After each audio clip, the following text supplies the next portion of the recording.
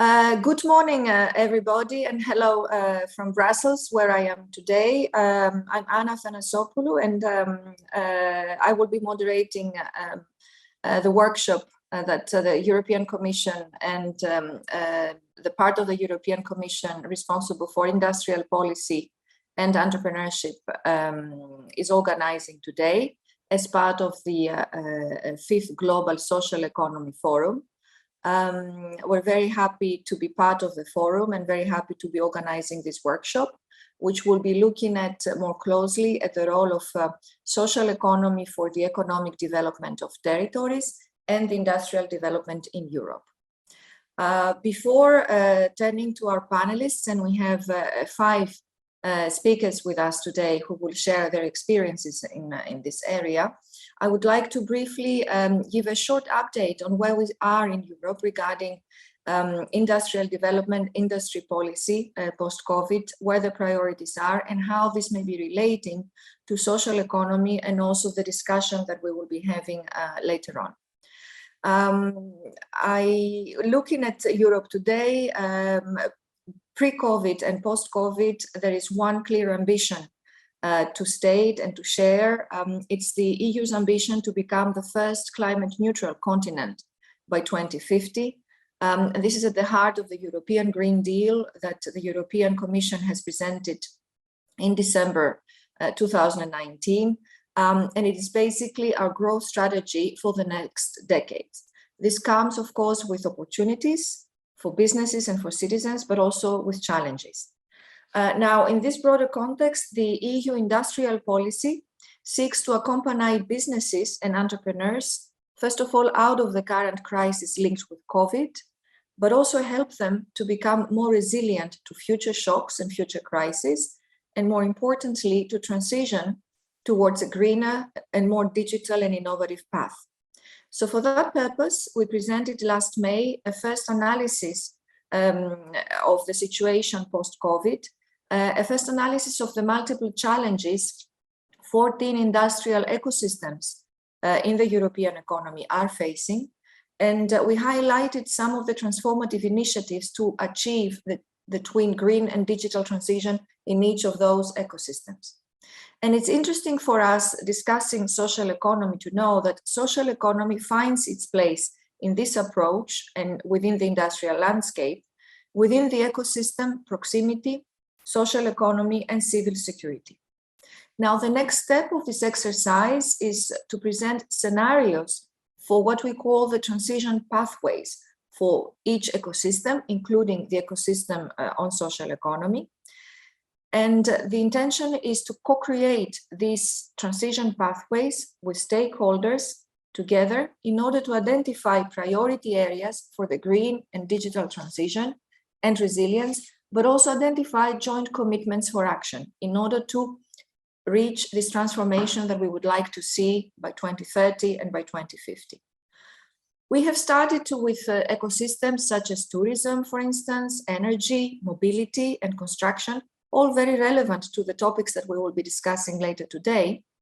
And we will be presenting the transition pathway for the social economy as a complement to the action plan on social economy that the European Commission has announced by the end of 2020, by the end of this year, and which will set out the broader framework for social economy for the next decade. Now, coming back to the topic we have today at hand and the topic of the forum, green and inclusive economy, and what social economy actors can do for that, how they can contribute. I think it's a truism on my part to say that looking at social economy business models, we see indeed drivers for industrial transformation, especially when it comes to the green transition. And we will see, we will discuss today concrete examples about how this can work. At the same time, we also see that social economy business models are often ill-equipped in a fast changing and growing green and circular market. They face challenges linked with operational and financial capacity, lack of innovation uptake, lack of adapted support and incentives. And this is what we will be discussing today. we will discuss about how to overcome these challenges and how actually we can turn them into opportunities.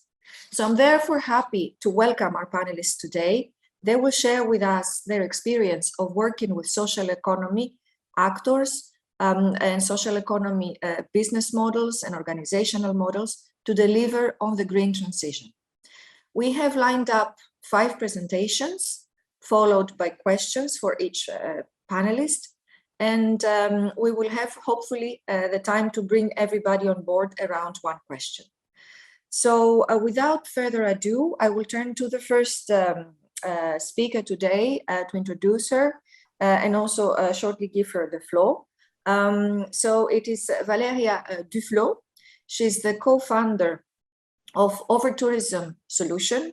Valeria is a social innovator working to transform tourism, both at community level. For instance, she does a lot of work in Venice, but also more globally, I would say, beyond the local level. So Valeria, you have a few minutes to present us your work and what you do with Overtourism Solution. Over to you. Thank you. Thank you very much, Anna. I'd like to briefly thank you and your colleagues at the Commission for inviting me to participate in this important conversation. Good morning, good afternoon, everybody. It's a pleasure for me to be here. As Anna just said, my name is Valeria, and I'm working to transform tourism at the community level and globally at scale. You might wonder why tourism is relevant to the social economy and to the green and inclusive transition. And my answer is that, well, tourism is one of the biggest sectors in the world, growing faster than the global GDP in 2019. It is intrinsically linked to our communities, and it impacts all of the aspects of the places where we live and we travel. However, although tourism has that gigantic footprint, it does not account for its impact, but only for its growth. Unsurprisingly, after decades of chasing growth, today tourism is unsustainable and creates more harm than good. In fact, we often believe that when tourism comes to a destination, it creates distributed benefits, but that couldn't be further from the truth. In leading to a destination, the burden of tourism, its negative impact can't be denied. To give you just an example, in Venice, which is the global poster child of the negative impact of tourism and where I am calling from today, in the past 70 years, 70% of the local population has been displaced by mass tourism and its consequences. So when we look at the hidden impact of tourism, we can see that it impoverishes and displaces people. It damages economies, cultures, environment, the biodiversity. It also worsens the impact of climate change, as tourism is responsible for 8% of global greenhouse gas emissions. So the adverse impact of tourism is tangible, and where it's not yet, it's bound to become visible if we go back to business as usual and do not change the way tourism happens today. However, as recognized by the UN and its member states, tourism has the potential to support directly or indirectly all the Sustainable Development Goals, and therefore the targets of the European Green Deal. Today, already it provides jobs to the most vulnerable. It helps fund conservation and heritage preservation, for example. As you know, the health crisis has put tourism to a halt.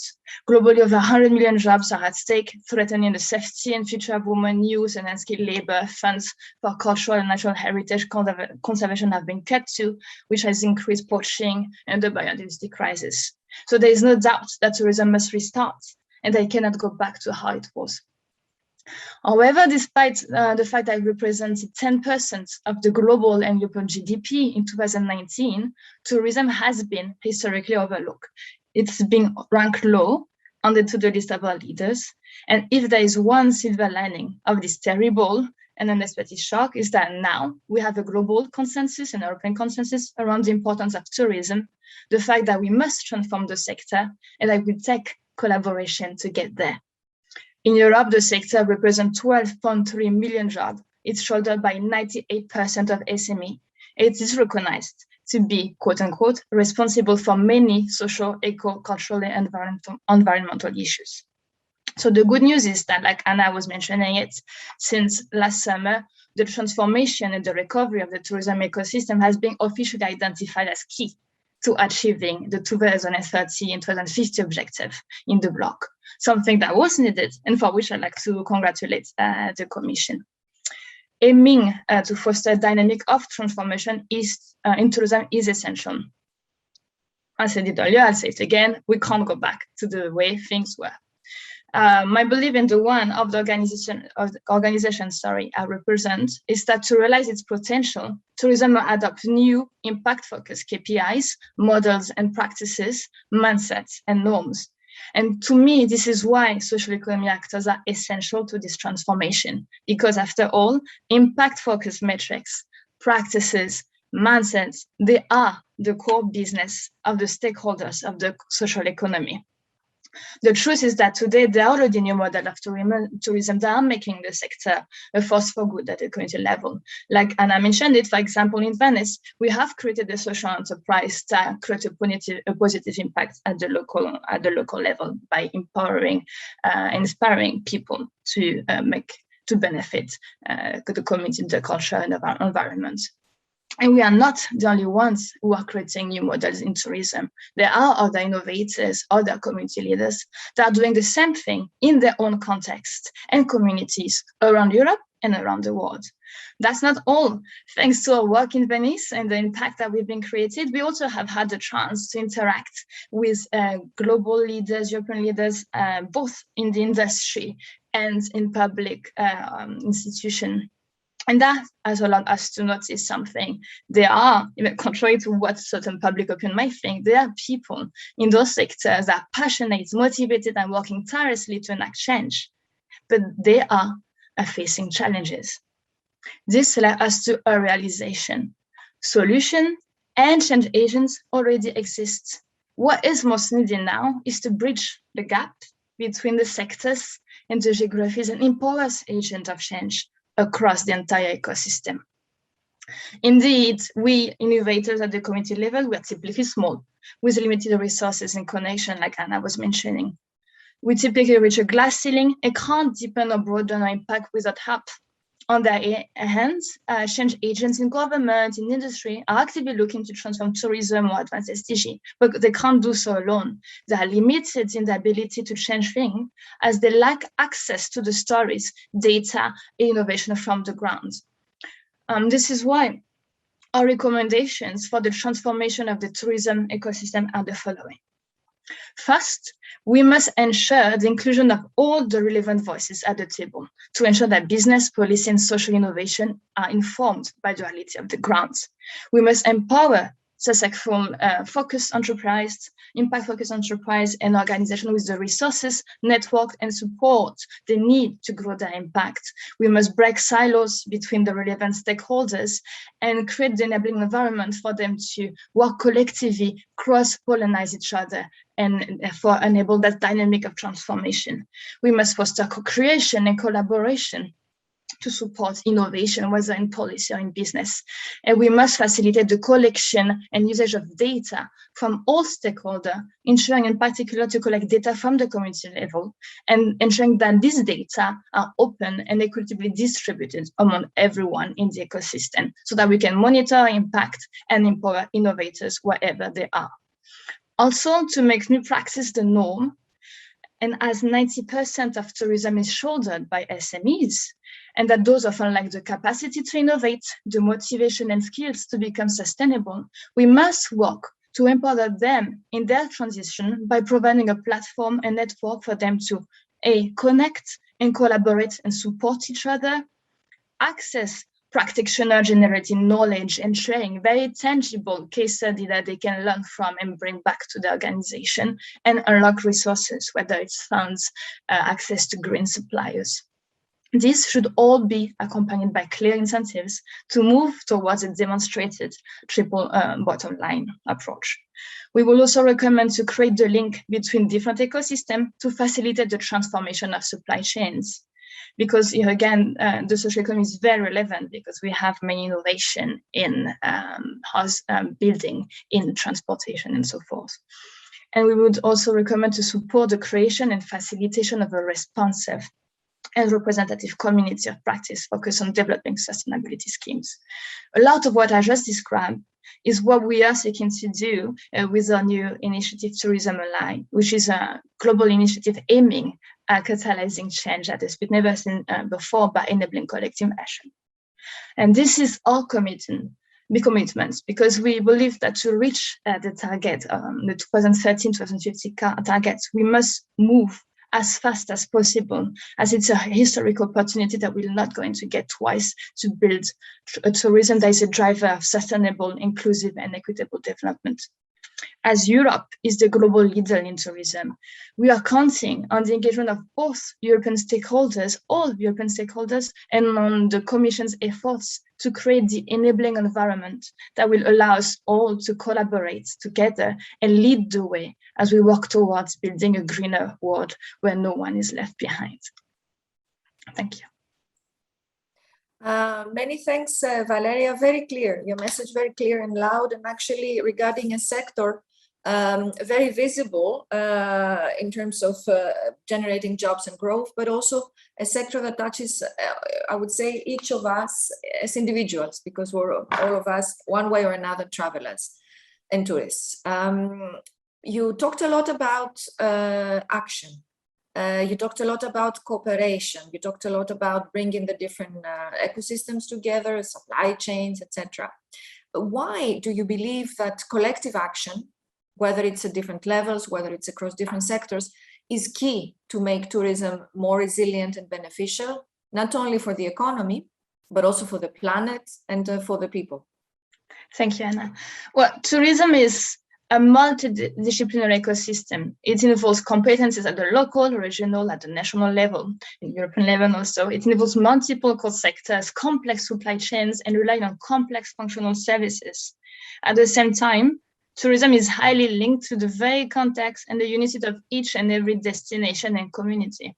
So that level of complexity means that there is no one solution that fits all, and that no one stakeholder alone can transform tourism. All of this are arguments for a multi-sectoral and multi-level approach. Such an ecosystem can really be transformed and made green and resilient only if it's both inclusive and responsive, though.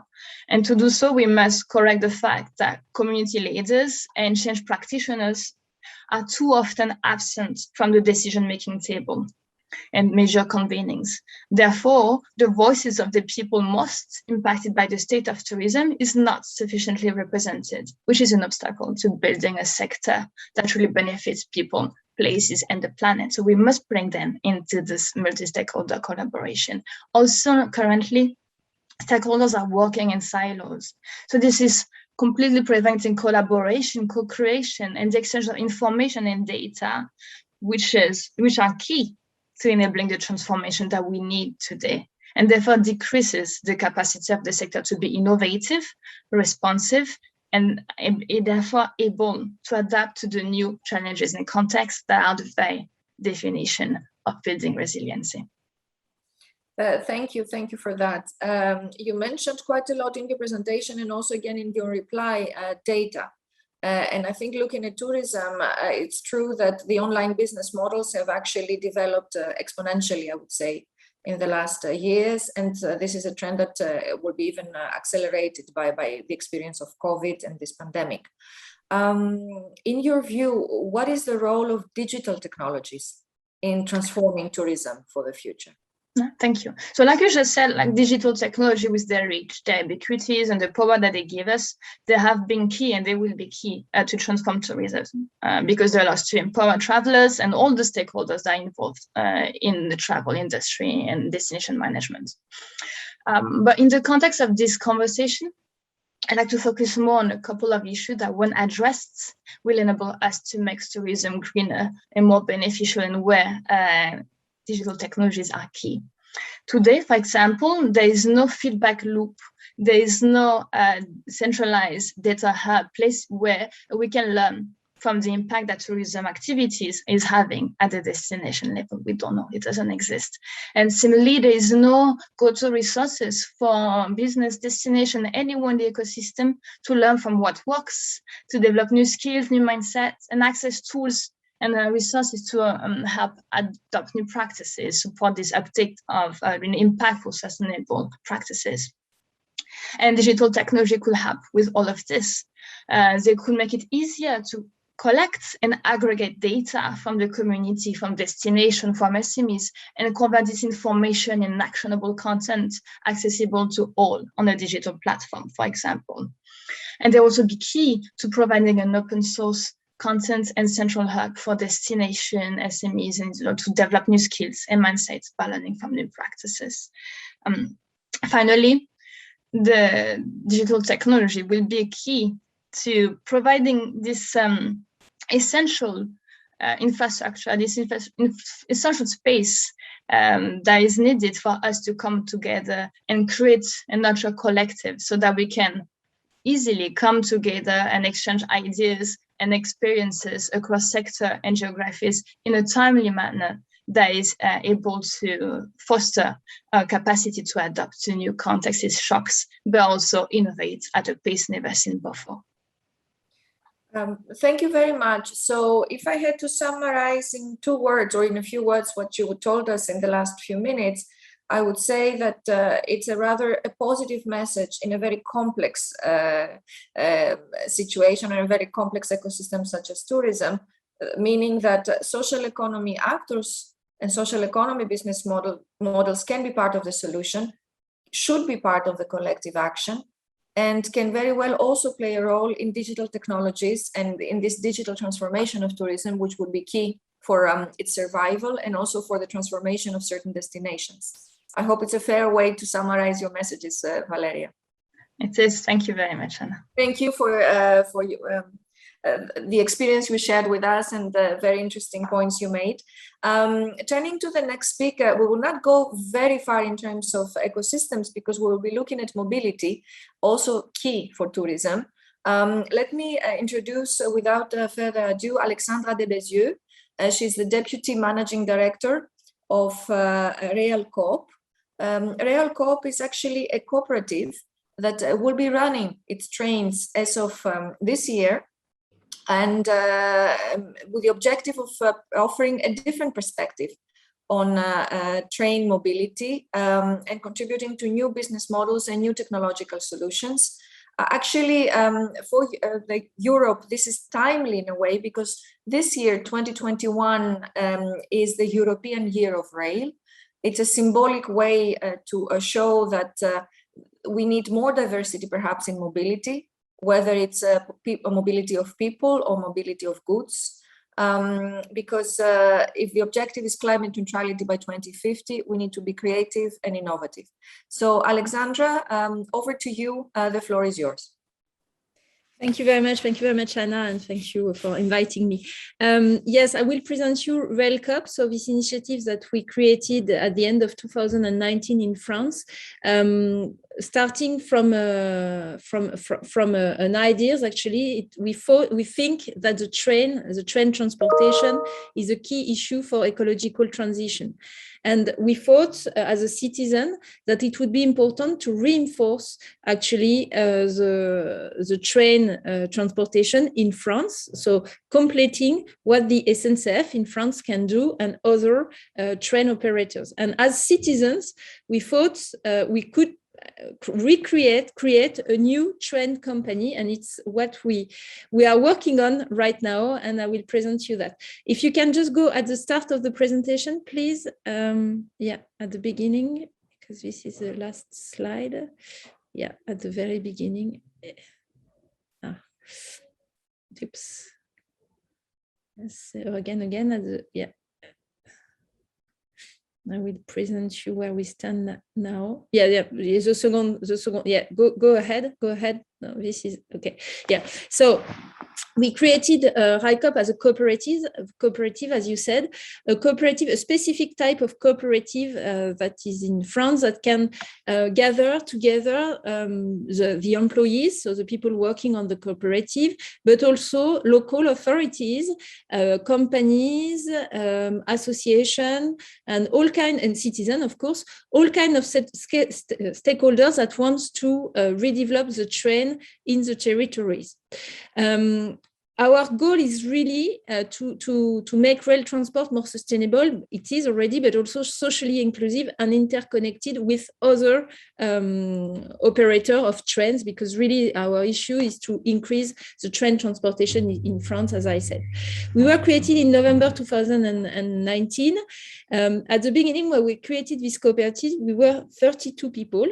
And now we are almost 10,000 people, actually. Or every day we have new members in our cooperative from France, but from all over the world. So it's very interesting, because also there are people supporting the project coming from all over Europe, of course, but also Japan, South America. We have people from everywhere, because we are also, I think this project is quite innovative, actually. As far as we know, there is no other cooperative that was created so far, at least in Europe, for train transportation. Most of the train operators are made by the states, or by fully private stakeholders. Here we are empowering the possibility for the people, for the citizen, we are giving the possibility to the citizen to think on the train transportation for their territories and to reappropriate themselves, I would say, these issues, and that give there is quite an enthusiasm about that. We feel that. So really, it's, as it is written here, it's really to reshape rail services to meet people need and territories needs. So that's why as well we have local authorities in our cooperative. And what is important is, as a cooperative, we are virtually non-for-profit. So I mean that all the profits that, and that's the key issue where we are discussing here, because social economy is, I think, is together based on empowerment, but also on limited lucrativity and I mean, the money that is generated for the public good, I would say, in a way, for the general interest, and not only to give more money to some shareholders. And I think it's a key. It's at the heart of the project. So really, RICOP is made like this, with a non-for-profit, I would say, model, and also with the possibility for all the people, organization, local authorities to think together and to design the train services that they want for their territory. If you can go on, please. Yeah, so what I said already, you can contribute, but of course, train is a key for the ecological transition. So as I said, we have more than 8,000 members, almost 10,000 right now, everywhere in Europe, in the world, but mostly in France, of course. And as you can see, we have people from different regions. What is interesting, why we put this map here, is that there is this community on different regions that are very active on specific topics as well, gathering and enriching the project of the cooperative. I mean, for instance, we have already in the cooperative more than we have in total, yes, 18 groups of, we call that members, that are working on issues for us at the operational teams to develop, for instance, issues on how to, what kind of services we can put in our trains, what kind of services we can put on the train station, what kind of, how we deal with people with disability, what can we do on some specific territories. So, you know, there is really this dynamic, I would say, on thinking together on how we can conceive rail transportation. And if you can go, if you can continue, please. Yeah, so if we say the first line that we will start will be the first freight transport line that will be launched next month in the southwest of France, because we think that, as I said, rail transportation is a key issue for ecological transition, not only to transport passengers, but also, of course, to transport freights and goods. And that's why we will launch our first services in November on freight transportation. Next year, we will launch, and if you can go further. Next year, we will launch our first line in red here, which is the line between Bordeaux and Lyon, crossing France, because now in France, it's not possible for those who know that, going, for instance, from Limoges to Lyon on direct, it's not possible anymore. So we really want to recreate this transversal line, and it will be created next year. And also, we will develop some other lines, and you can see that on the maps. Other lines than this one have been also declared at the national authorities.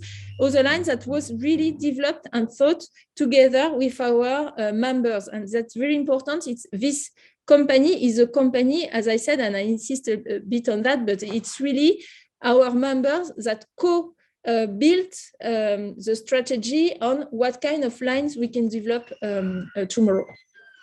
So yeah, here it is, and I think we are at the end of my presentation. I didn't check the time. I hope I sticked on the time that that was given to me, and but I'm happy to answer your question.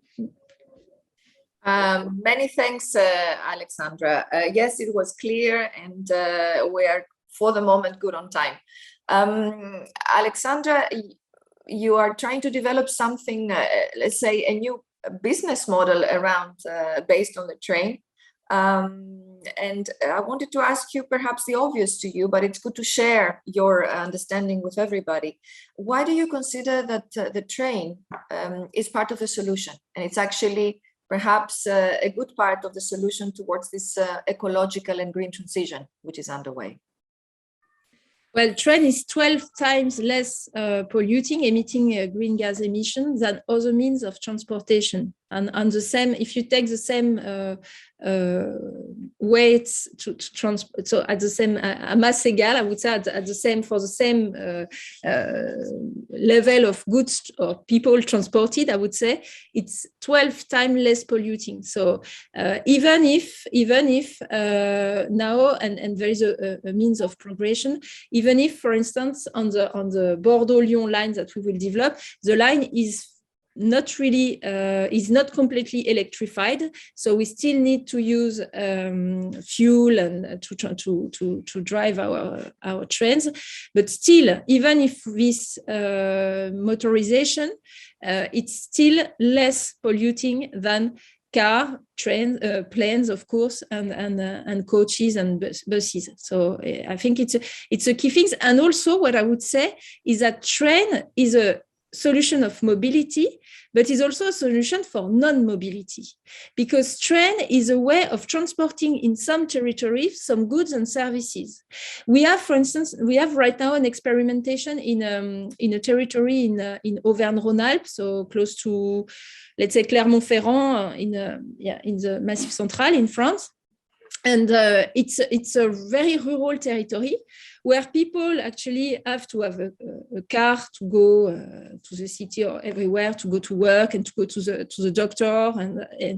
And what we are thinking right now, we are developing a study together with the ADEME in France, which is the National Agency for Transition, I would say, Maîtrise de l'énergie. We are developing a solution on how the train can bring some services in the territories to avoid people taking their car and going to in a place or another. So it's also, I think the train is less polluting than any other means of transportation, and also talking about thinking on territorial development, at least in France, as France is organized, it could be a good means also to let people stay, I would say, in some rural areas without using their individual cars to go and to buy a piece of bread in the other city at 10 kilometers away, or this kind of thing, you know. So I think really a train is a solution for is a solution in parts of transition of ecological transition for this reason as well. I don't know if I'm clear, but yeah, that's. Thank you very much. Of course, you're not only trying to develop a business model around based on mobility, rail mobility. You also chose a cooperative form of business. And that's what we want to hear from you. Is this an asset or is it a barrier? Or, I mean, for the success of your project. And if you can summarize that in 1 minute, I would be grateful. So the cooperative form, something that we should be exploring more perhaps for mobility. How does it work for you? Is it an asset for the success of your project or not? I mean, it's at the heart of the project. So to be clear, I mean, there are several keys that I can emphasize on this to answer your question, Anna. The thing is, first, it was a mean together gathering our first maybe our financial means, because when we started these operators, the few people who started these operators, we are not millionaires, we don't have a lot of money, and as you can imagine, train transportation is quite a capitalistic company business. We need a lot of money to run trains. Of course, the 12-15 people that we were at the beginning, we didn't have personally a lot of money. So the issue of gathering our means together as citizens, as local authorities, gathering the means to be able to run a business with a high level of capital is first a thing. I mean, together we are gathering our means. The cooperative is also a way of developing a strong collective intelligence, cleverness on the approach. As I said, now our members are thinking on the design of our trains, the kind of services we can put on board, the kind of services we can put on the station, this kind of thing. And there is a creativity, an innovation incredible. So in fact, the cooperative is also a way, especially when you leave the people also, not only because there are some cooperative where you only, I would say, and it's already good, but gathering the means, the financial means, as I said, but you can go, of course, further. And on top of that, gathering all this cleverness and develop really some innovative solution. So it's how now we are working together on the cooperative, and also the cooperative is an asset because it's a political power, I would say. Right now we are 10,000 members, let's say 10,000. It's a lot and not a lot in a way, but still it starts being significative. Yes, and if we have, for instance, as entrepreneur, if we face some difficulties, because of course, in such a business, we are facing difficulties, as any business, you are facing difficulties. The community is also a powerful groups of a political group, I would say, that could also put pressure on various stakeholders to leverage some barriers. So it's a great asset, I would say, to work like this on a cooperative with this potential of people and local authorities working together. I can give you some concrete example if you want, but for instance, to deblock some kind of funding, for instance, for some key issues, the local authorities that are members of RICOP participated in a meeting to put pressure on public funders to help RICOP operating some of getting access to the train, for instance. And this is a powerful lobbying groups, I would say, to go quicker on the development of our services. Yeah. Thank you, Alexandra. Indeed, as you said, the cooperative form brings not only collective intelligence, it also acts as sort of I would say social barometer, and brings ultimately not only this human-centric, but ultimately the user-centric approach to developing business, which I think is essential. And it's actually the added value of doing business the social economy way, isn't it? So thank you for sharing this experience with us, very useful, and I hope it can inspire other examples in other parts of the world. With that, again, you talked, Alexandra, about, you alluded to the use of renewable energy forms and how this is important also evolve the rail mobility. Now we're not going super far because we will be looking at the energy sector together with the next speaker we have, and I'm happy to welcome Albert Calmes from Luxembourg. He will be presenting us, he's the president of TM Ener Cooperative, Coop. It is an energy cooperative in the southern part of Luxembourg. And it was a cooperative with some history, founded in 2013. But now already you count 200 citizens as part of the enterprise. So Albert, we will be very interested to hear how you do it in the energy sector in Luxembourg and how this experience is working for you. So over to you. You are muted. Maybe you would like to unmute your microphone. It's at the bottom left of your screen. Yes, thank you, Anna. Sorry. First of all, my English is not very perfect, but I will try to bring it on the best way. Yeah, you can go to the next slide. Anna still said that we were founded in 2013. TM means transition minute, and minute, what is minute? Minute means iron ore, and transition is because we emerged from the local transition town movement.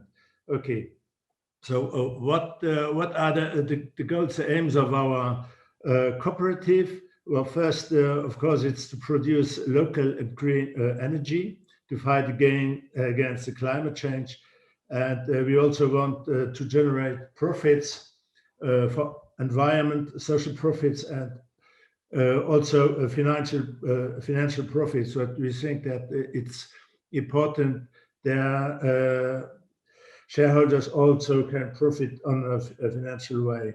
And another aim is that we want to contribute to the energy independence, not only in front of the international big groups, Saudi Arabia, Asia, and on the other, but especially we want to ensure the production of energy, of the consumed energy of our members. So yeah, we want to become resilient on energy production of our members. And then why we created a cooperative?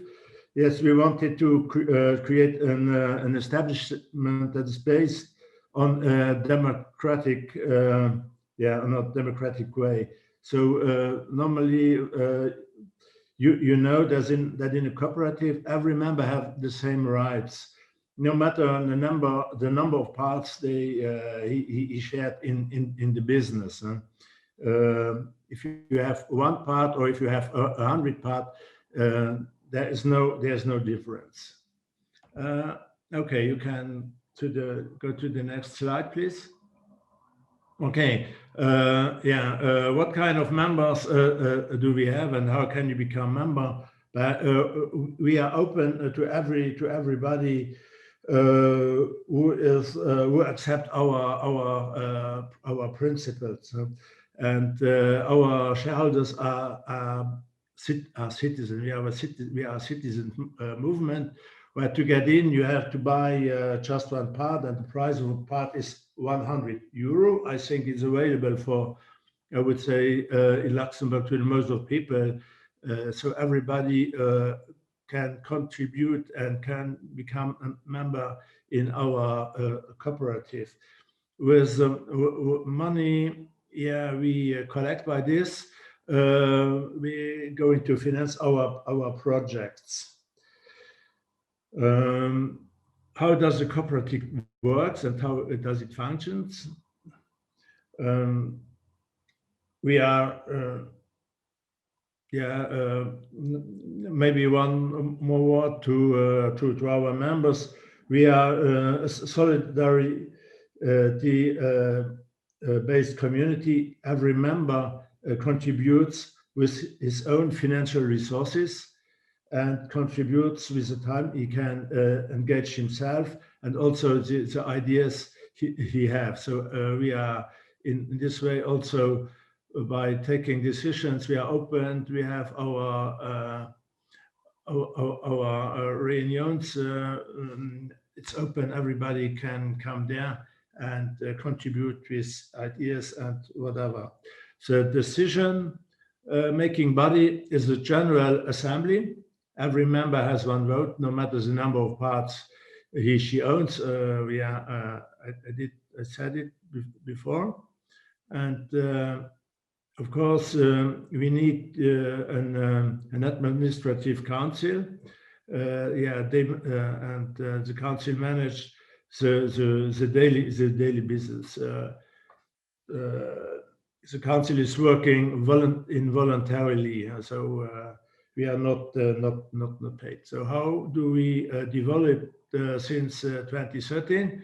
Well, we were starting with the first small PV installation, and with 12 founding members.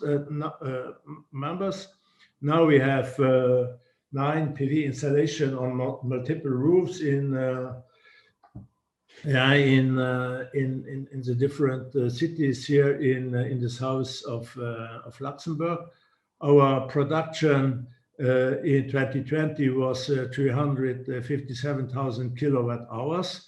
This means nearly 1,700 kilowatt hour per member, and this means also that we nearly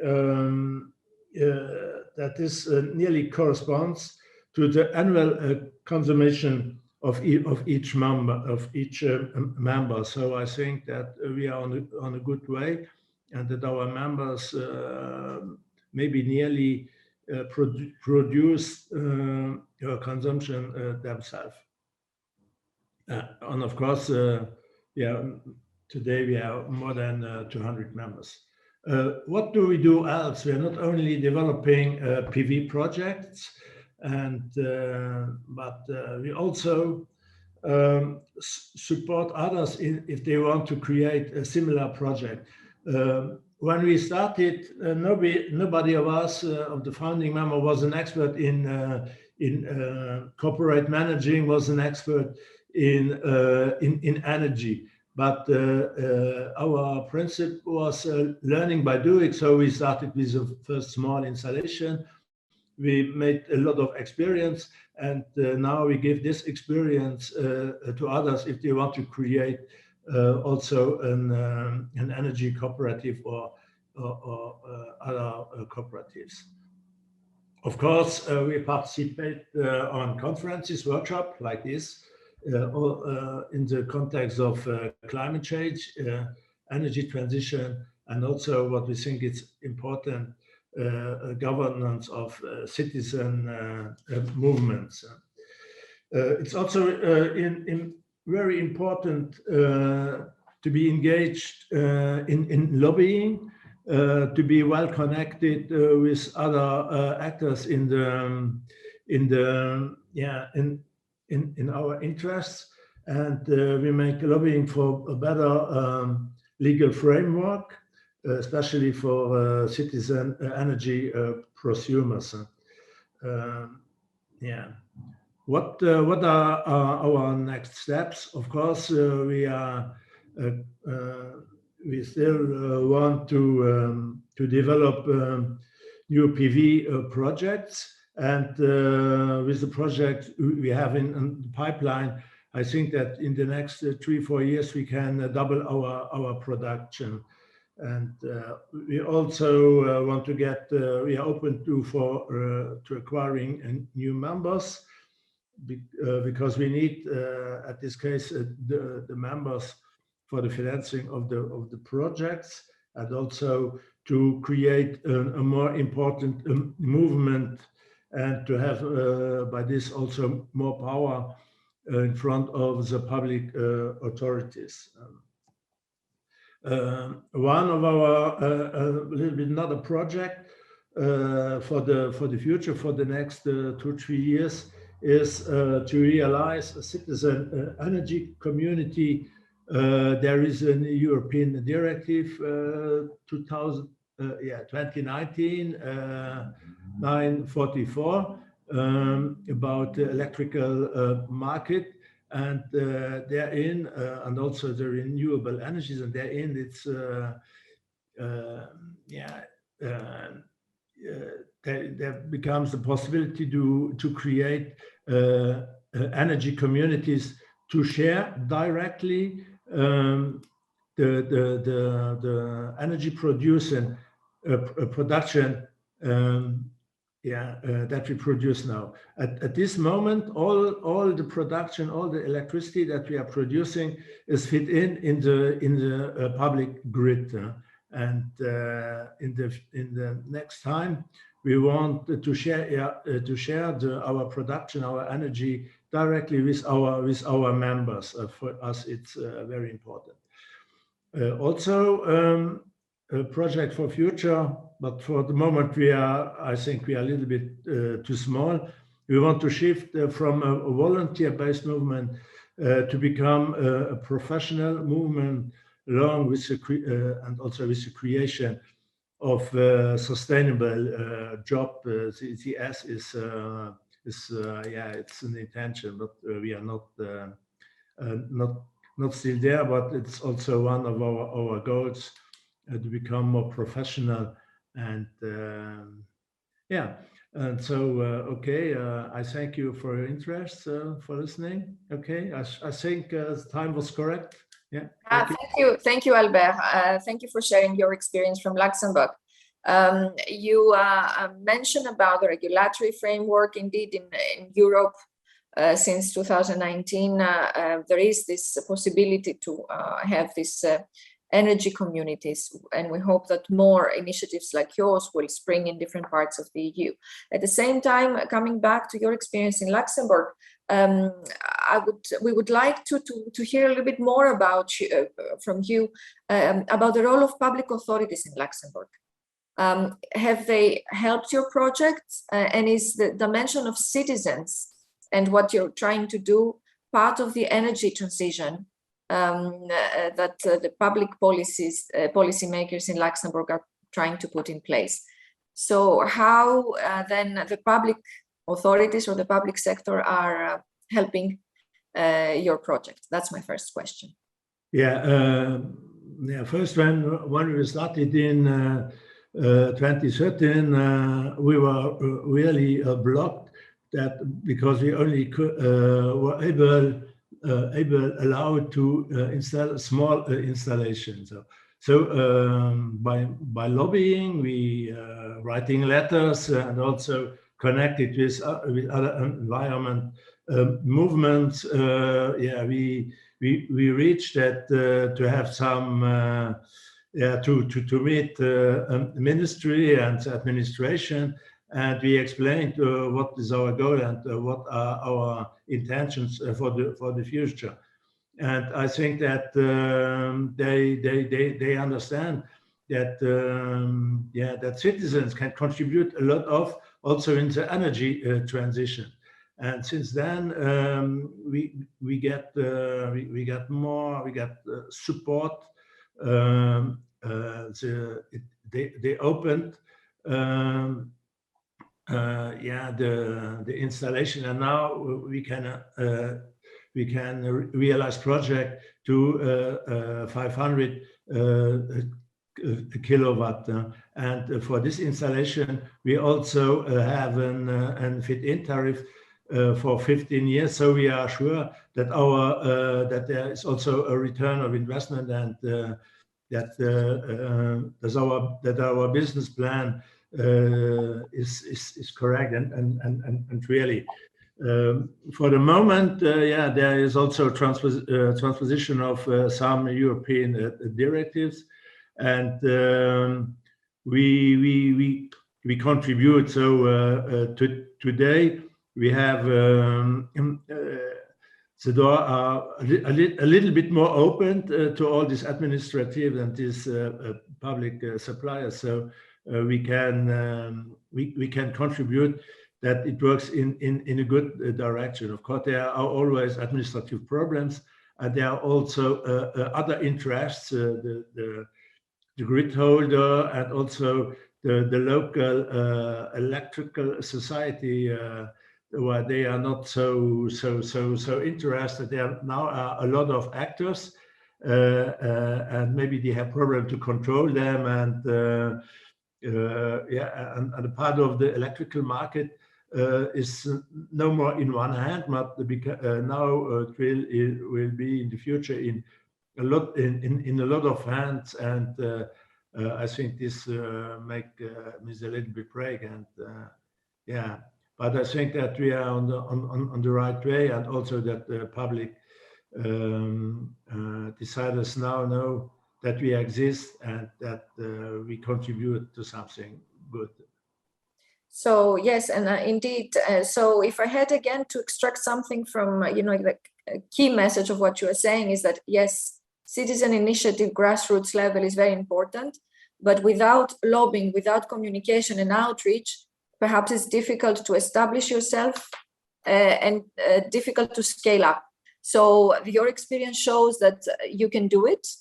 And we hope to see projects like yours duplicating in other countries, certainly in the EU, in the single market, and in the energy market in the EU, but also beyond. Thank you, Albert, for your for sharing this with us.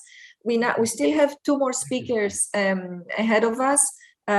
So I will turn without further ado to the 4th speaker who kindly accepted to be with us today. It's Agnes Schönfelder from the city of Mannheim. She's a climate policy advisor there, and she's also the spokesperson for the local Green Deal.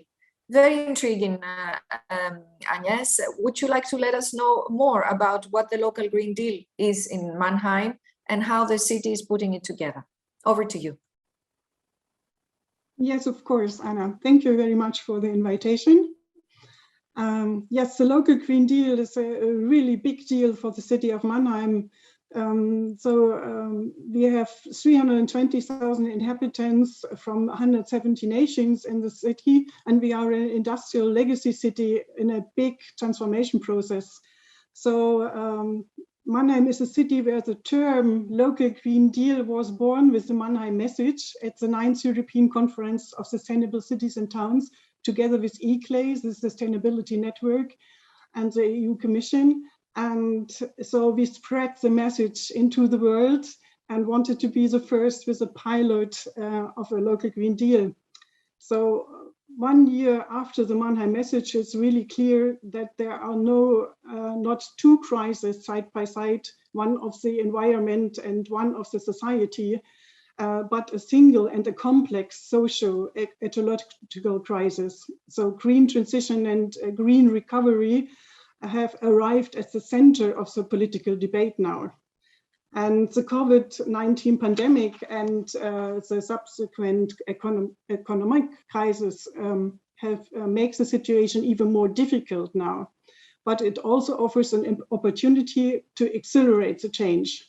And the pandemic has clearly triggered a rethinking of the way we live and to do business, also social business.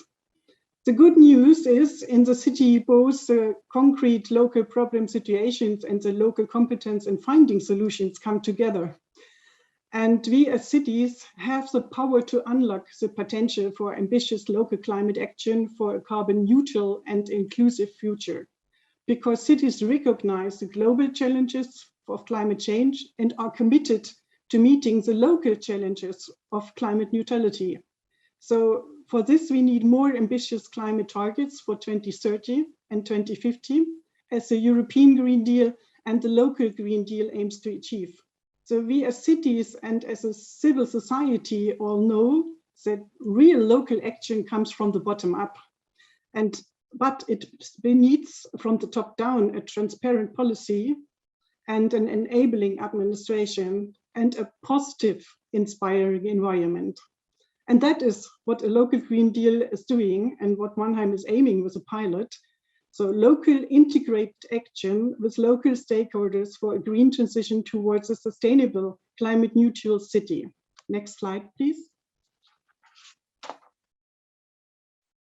So Mannheim has positioned itself as a pilot city for a local Green Deal that unites and concretizes sustainability and climate goals, and focuses on socially just transformation at the industrial location. uses funding and financing opportunities in a targeted manner, and integrates international commitments and networks. And with its local Green Deal, Mannheim is aiming for climate neutrality significantly earlier than 2050 towards 2030. This is our first major target deal, which we recently agreed with the City Council with one voice. The City of Mannheim's newly established local Green Deal office, where I am the spokesperson of, has been investigating the potential for deals in all urban projects over the last few weeks. In all 8 thematic fields you see in the red cycles in the picture of action, it's climate, it's zero pollution, circular economy, biodiversity, mobility, food, clean energy, buildings. Initial deals have been concluded together with citizens, politics, administration, companies, research, and civil society. Whether as targets set by the city, or as voluntary commitments by the business community, or as agreements with initiatives, or as citizens' own contribution.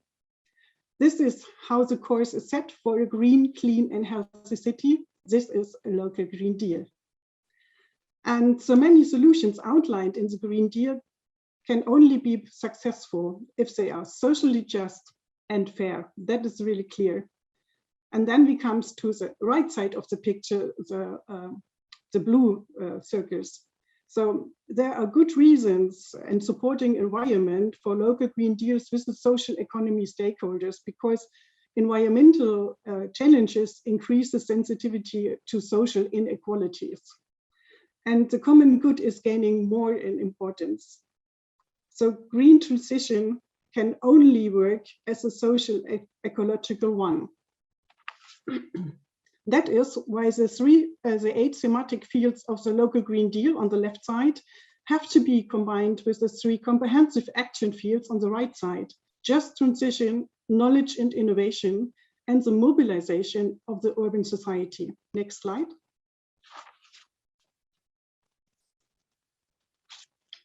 So we are asking, what is your deal?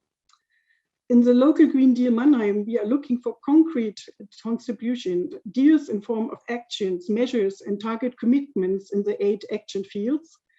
But which big deals does the city enter into? And which deals come from the society and the social economy? So Mannheim is a citizen participation city, and every city project is accompanied by a co-creation process, so the local Green Deal as well. And also our Climate Action Plan 2030. In our campaign, you see on the left side, for the Climate Action Plan 2030, we ask under the slogan, "With your vision, we move mountains. What is your Green Deal?" To reach climate neutrality by 2030, as I mentioned, is like moving mountains to Mannheim, which originally has, of course, no high mountains as visualized in the picture. So that is a campaign. And you will be curious about the mountain moving ideas or deals in Mannheim, I think. So I tell you some of them with a special focus on social aspects. So ambitious climate targets. I said our goal is climate neutrality by 2030, committed by the City Council. That means we have to switch off our coal-fired power plant. And that means we have to start an employment initiative for the workers who are working there. That is a deal. And a big deal is also to supply all city-owned buildings, including schools, with 100% solar energy. The deal is to reach that goal by 2027. That means 40 megawatt peak solar energy to install. For the circular economy, in the last months, the city decided to expand its bio-waste collection. And so the bio bin for the private household recently become free of charge for all citizens. It's a deal. And for mobility, the deal is we are now working on a master plan for sustainable low emission mobility. That's a good start for a local Green Deal, but not a deal. So the deal will be that the price of the inner city ticket will be reduced for the public transport from €2.70 to €1.80 next year. And a cargo bike initiative has started and is supported by the city with a promotional program. For the housing, the city decided that 30% of new buildings will be for housing, for social housing for low-income families. And the Climate Action Agency, where I am the CEO, it's my third job, has started a social bonus for refurbishment to support low-income families by refurbishing their houses. For food, we have a deal, a lot of deals. We support the solidarity farming and urban gardening initiatives and give them land from the city. And the evangelic churches' kindergardens only cook vegetarian for the children. And for biodiversity, we are working on a biodiversity strategy at the moment. And the first deal is 2023 trees will be planted by the National Garden Company Buga 2023. That's why 2023 trees will be planted in the city. And so some from the social economy initiatives part, so our working therapy institution has unsealed a part of their land, and they used it for an educational project on environment with handicapped people.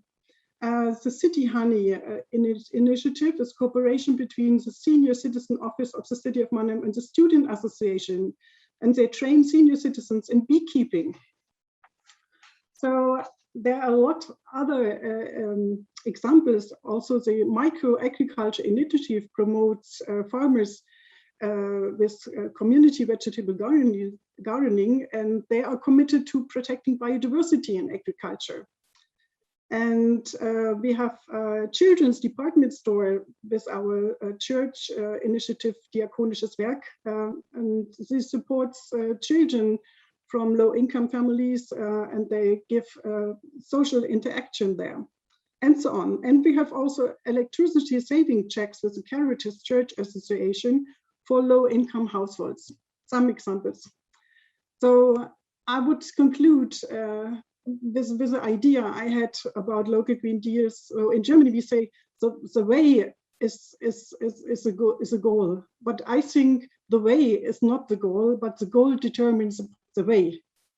And local green deals help to think in terms of action, of actors, rather than strategies right from the beginning. And that is a great chance for accelerating the way to be faster for a green transition. And local green deals can not really move mountains, but they can move people. So let's deal together. Thank you very much. Thanks very much for the powerful message, actually, and the very interesting visual that you brought with that. You already in the presentation, Agnes, you have shown how the priorities under different policy areas, whether it's education, agriculture, or social policies, are actually aligned or brought together under the local Green Deal. So I would like then to focus rather on another question to you, to ask you this. I mean, setting out a local Green Deal, mobilizing the people, as you said, comes with political risks.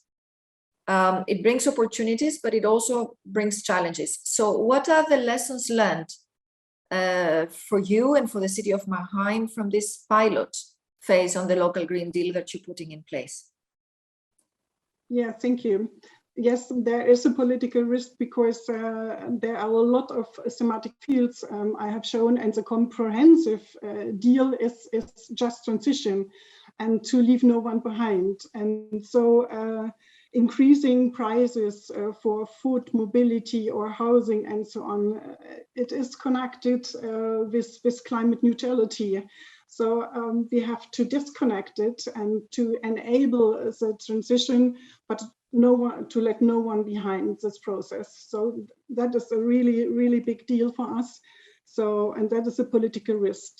Another risk is the financing of the deals. So that costs a lot of money, and we need the support not only from the local level. The cities cannot do it alone.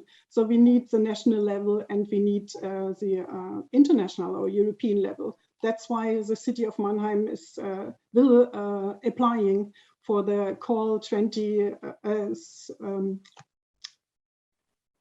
100 climate neutral cities by 2030 now. I have it.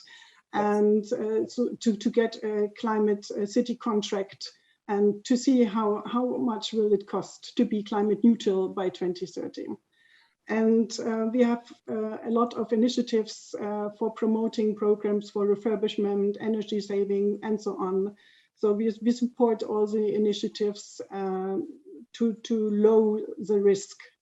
The lessons learned is start from the very first point with all stakeholders, explain what a local Green Deal is, and explain them that it makes the contribution of the stakeholders more visible and more relevant. They are part and they are the owner of a process. So a local Green Deal is the highest participation, what is possible for the stakeholders. And it's a co-creation, and they own the process. And just to explain what a local Green Deal is my recommendation and the lesson learned. Understand how your citizens and the stakeholders are thinking, understand the DNA of your city and how to move forward, that you get a good deal which is accepted by all. Yeah. Pretty clear. So local Green Deal, it is about just transition. It is about social inclusiveness. It is about investment, but it is about also participation, as I understand, at all levels, from the individual citizen to all business actors, and including the social economy actors. Thank you very much. We will be keeping a close eye on how you're doing it in Mannheim, because I think it's an interesting example to follow. Thank you for sharing it with us. Now, with that, I would like to turn to our last speaker. Last but not least, Denis Stockeng. He's the founder of Pour Solidarité, which is an independent European think and do tank, if I can call it like that, committed to promoting solidarity and sustainability in Europe. Denis, you have a long history behind you and many interesting thoughts and ideas to share with us. So over to you. With no further ado, the floor is yours. Thank you, Anna, and thank you to invite me. Thank you to all speakers who did very interesting speeches.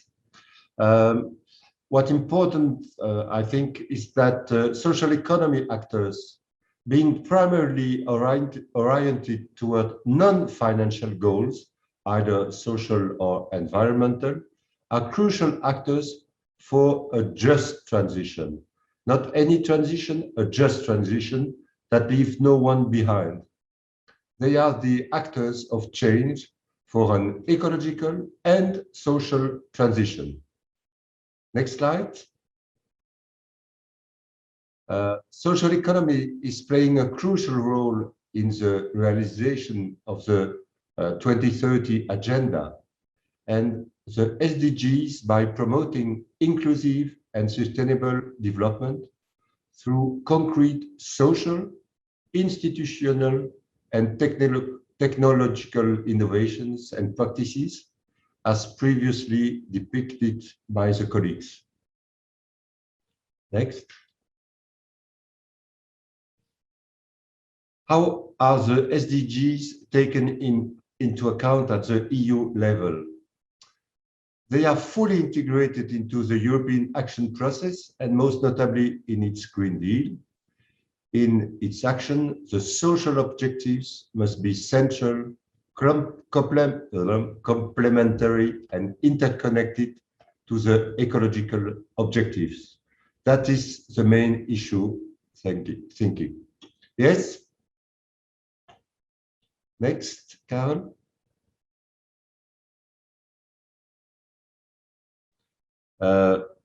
Social economy actors play a crucial role in the implementation of the SDG through their core value.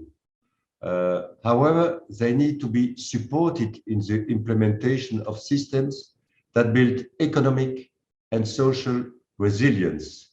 And you spoke during your intervention about the resilience, and it's very important to put forward this idea, this concept of economic and social resilience put forward by social economy.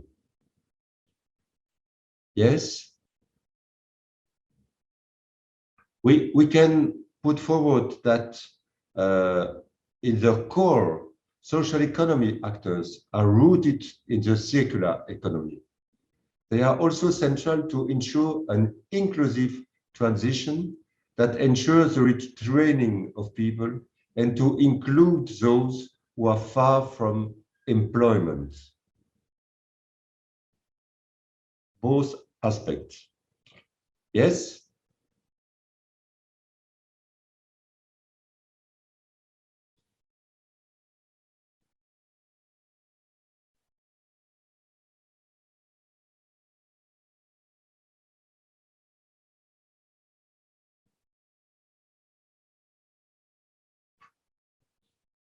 There are still some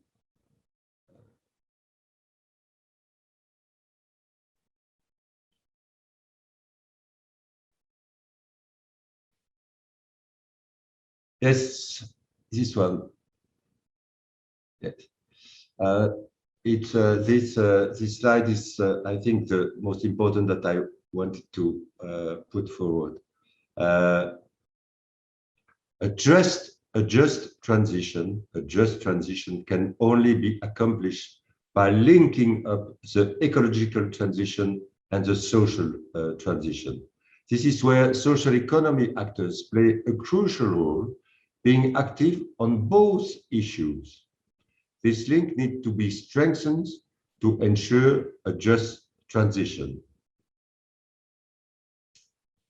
And now we can put three best practices. The first one is a cooperative in Romania, Ateliere Fără Frontiere.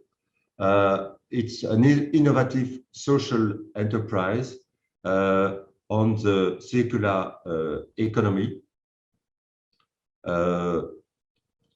And they do social inclusion. They are a wise work integration social enterprise, and also in the heart of circular economy by fight against waste. Okay, but also another good practice at national level, the RTS, Réseau des territoires d'économie solidaire, for local collectivities, so as Mannheim, but here in France. And last week, we were part of the launching of the Just Transition Alliance, which link a lot of important stakeholders on just transition in Europe. And so to finish the recommendations that I want to underline, it's the mutual contribution between the European plans and strategy aimed at social and ecological transition, and plans aimed at developing the social economy. It was a lack in the Green Deal, may I say. The lack was no word on social economy in the Green Deal. We put forward a policy paper just after the Green Deal launching to stress the necessity to put the social economy policy into the European Green Deal. So we have to link these policies on social economy and on SDG at local level, national level, and European level. How to do that? Through coalitions of actors, so as Just Transition Alliance, through coordination of action, and so as this morning, exchange of good practices. And we also have to put forward the importance of structural funds. We are at the beginning of the budget 2021 and 2027, and in the budget, structural funds have a very important role to support social economy initiatives, but the regions have to use this possibility. And also the social economy actors have to use that. Last thing, we have to considering social economy actors as strategic partners. We heard this morning how they can be very important actors. Okay. Thank you. Thank you, Denis, for this overview and for bringing us up to the broader picture of policy making and I would say an enabling framework for social economy actors in this green transition and in the issues that we're discussing today.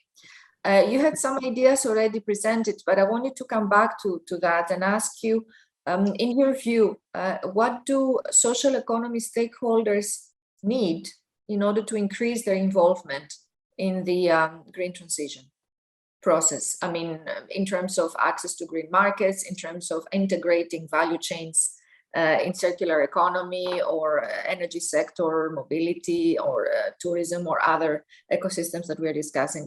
What do they need? Well, it's a very important question. Social economy stakeholders are operators whose primary objective is to have positive social or environmental impact over profit. The social orientation makes them perfect actors to pave the way for a future economy that works for both people and environment. However, it's crucial to support the emergence of systems that link both the social and ecological dimensions. We need systems that have at heart the need to make sense. They can be leaders in the ecological transition and help achieve carbon neutrality. However, to do this, we put forward the following recommendations: mainstream the social economy within local, national, European environmental policies, including the Green Deal. I tell already this lack in the Green Deal, but it's very important, I think. And so the importance to put Green Deal ecological issues in this social economy action plan that will be published in December, I think. And secondly, recognize the real value of social enterprise active in the circular economy and improve the access to funding. Okay, so the key for social economy actors is, let's say, policy recognition at the European level, but I would also assume at a local and regional level, because this is where the local Green Deals and the transition actually is rooted, also where social economy actors are rooted, as you said, and funding, investment. Yeah, these are the two key pillars. Well, thank you very much for that. That concludes the round of presentations and the questions that we had following your presentations. I would like to turn to all of the speakers with one question, but rather I would say one challenge. We have 5 minutes left. If you look at the local level and the just green transition, the inclusive green transition, which is basically the leitmotif of this forum. What is the key action at local level that is needed for that? And if you could use one word to describe it. It can be an action, or what is needed at local level for a just green transition, in your view. And if you can summarize it in one word, that would be even more powerful, I would say. So who wants to go first? I can go. I have. Yes, Valeria, and then Albert. Like collaboration. Mm-hmm. Okay, clear. Albert. Well connected. Well connected, yes. In all possible ways, huh? Very good, yeah. Then Denise. Microphone. You need to unmute. Yes, you're on. Yeah. Co-creation, I think, most important. Yeah, co-creation, very powerful also. And then we have Alexandra and Agnes. Who wants to go first? Who's ready? I would say engagement. Okay, engagement. And Agnes? Transparency and visibility. Transparency, visibility. Yeah. I think we did rather well, and thank you for that, because with the words that you put at the end, not only it makes my life easier, because I don't have to summarize anything, because it's all there, it's powerful. Collaboration, well-connected, co-creation, engagement, transparency and visibility. It's all a part of the DNA of social economy, if I can say, but it should be also key ingredients for any policies, actions, vision, or anything we need to make the green transition a reality, but also to make it green and just. And there, I can only say on behalf of the Commission at the European level that the European Green Deal indeed is the growth strategy for the future, but one of its key pillars and key conditions, it's a just transition. And that was the case since the beginning. And I think our collective challenge, whether we work in tourism, in energy, whether we're part of the social economy world or the mainstream economy world, it is really to see how we can make this just transition a reality. I think this is our shared challenge. But listening to you today, I'm confident that we have the means, we have the way, we have the creativity, and we have the determination. Thank you very much. I hope that the exchange that we had today and the examples that we presented and the thoughts can be inspiring for others. And please do not hesitate to follow up this discussion and continue it any way you can on social media, but also amongst yourselves. I think we need to spread the word. Who said visibility? Visibility is very important as well.